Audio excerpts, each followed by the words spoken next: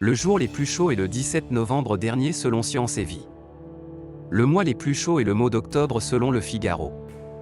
70,000 personnes sont mortes en 2022 selon Euronews à cause du réchauffement et plus d'1 milliard sera mort à la fin du siècle selon le magazine Forbes. Il y a la conférence de Dubaï de 2023 sur les changements climatiques, ou COP28, qui est une conférence internationale de l'Organisation des Nations Unies se déroulant du 30 novembre au 12 décembre 2023 à Dubaï aux Émirats Arabes Unis. Le réchauffement climatique est un phénomène mondial qui est principalement causé par les émissions de gaz à effet de serre dans l'atmosphère. Ces émissions sont principalement produites par l'activité humaine, telle que la combustion de combustibles fossiles pour la production d'énergie et le transport. Les conséquences du réchauffement climatique sont nombreuses et variées.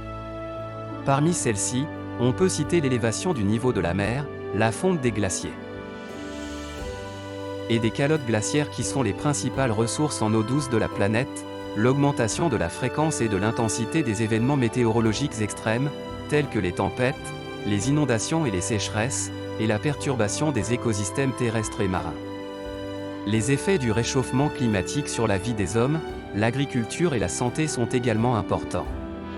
Les changements climatiques peuvent affecter la production alimentaire, entraînant une augmentation des prix des denrées alimentaires et une insécurité alimentaire pour les populations les plus vulnérables.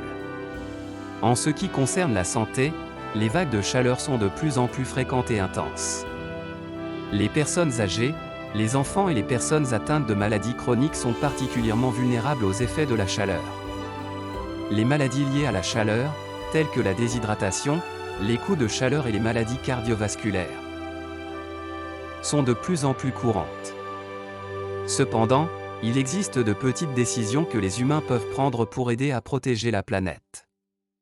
Par exemple, réduire leur consommation d'énergie en utilisant des ampoules éco-énergétiques et en éteignant les appareils électroniques lorsqu'ils ne sont pas utilisés, réduire leur consommation de viande et de produits laitiers, utiliser des transports en commun ou des vélos plutôt que des voitures, et soutenir les entreprises qui ont des pratiques durables et respectueuses de l'environnement.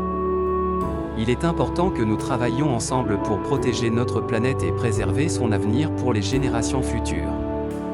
Une seule planète, suivons la COP28 pour voir comment les 100 000 participants attendus, chefs d'État et scientifiques vont décider pour l'avenir.